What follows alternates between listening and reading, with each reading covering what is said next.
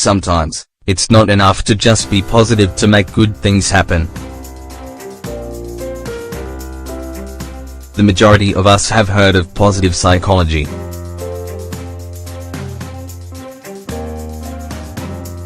And we may even already be applying this positive approach in our day-to-day lives to reach happiness. Since the psychologist Martin Seligman wrote his book Learn Optimism in 1990, this approach has achieved noteworthy presence and relevance in the editorial market and in the world of personal growth. The most interesting contribution that positive psychology offered in its time was that of shifting our focus from our pathological problems to our inner strengths. From there, concepts like resilience, motivation, gratitude or emotional intelligence have become incredibly well known and useful. That said, all this that at a certain time had, without a doubt, its impact and relevance, now seems to be losing precisely that. This is for a simple reason: in the current times of crisis, of changes and ups and downs both socially and economically, the theory of positivism seems to lack the shine it had in the past. So much so that many psychologists and sociologists now believe that it is time to end the supremacy of positivism in the personal growth field.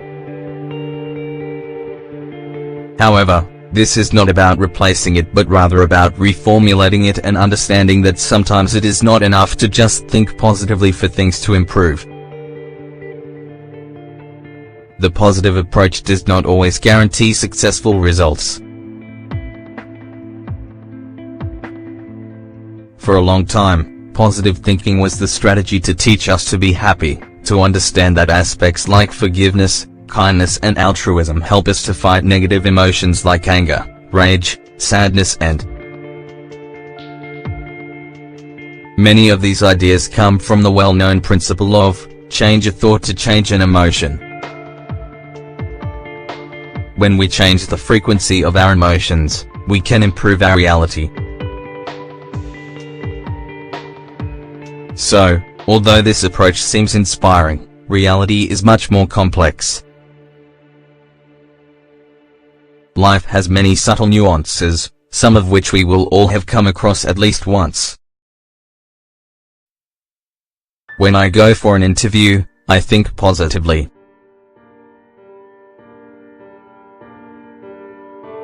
I trust and give the best of myself.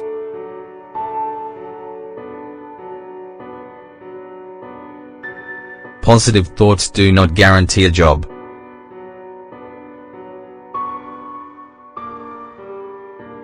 I always gave the best of myself to my partner.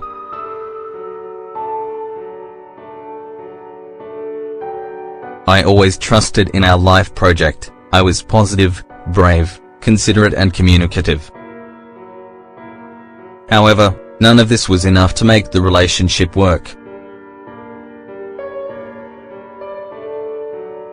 I have a good education, excellent grades and I have always been top of my class and however, none of this has helped me get a good job. Thus, something that we must understand is that sustaining positivity is and always will be essential. However, it is necessary for us to learn to handle the more adverse and complex aspects of our day-to-day lives. Happiness always has a small trap that you must accept. Good things don't always happen to the people who most deserve it. What's more, sometimes, friends and relatives characterized by absolute kindness and nobility have had to face the most devastating situations. Why does this happen?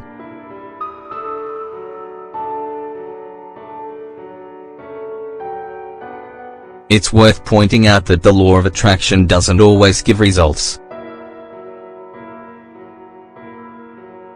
It is not enough to want, to think, and sometimes even to act in a certain way to make what we want happen. More than positive thinking, what we must learn to develop is a strong, flexible, brave and resilient attitude. Books like The Happiness Trap by Russ Harris explain this in a simple and illustrative way. The society we live in sells us the idea that we must always stay positive.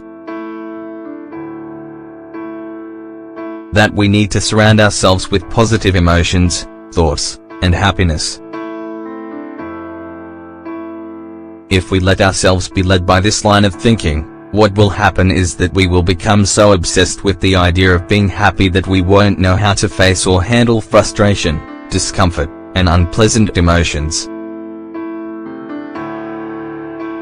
We can't neglect this last point.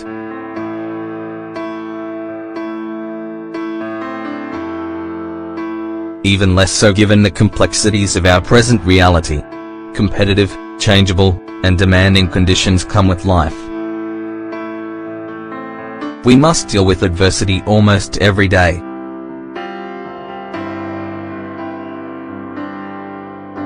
I accept and I understand my negative emotions so that I can strengthen the positive ones. I know there will be grey days when nothing goes right.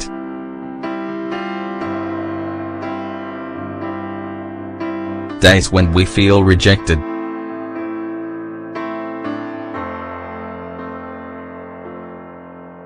We get things wrong.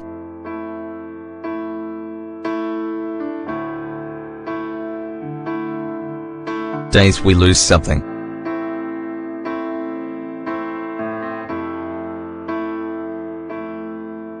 We lose everything.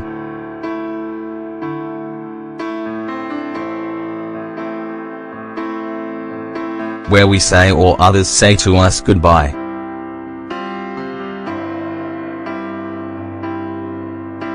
Days when we are forced to be strong, not just positive. Knowing and understanding this is essential for our personal growth. Anyone who is obsessed with happiness but doesn't tolerate loss, disappointment or sadness, is unlikely to grow, progress and aspire to inner calm and well-being. It is not about cultivating pessimism,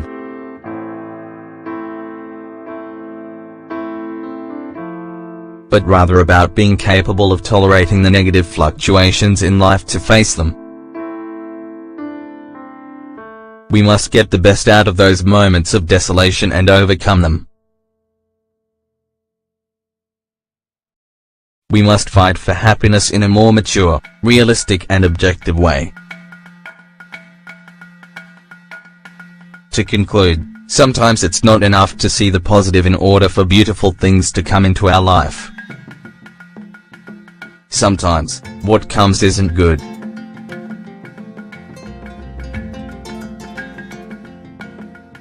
But we need to accept it and handle it so that, further ahead, what we really want can happen. Main image courtesy of copyright WikiHow.com.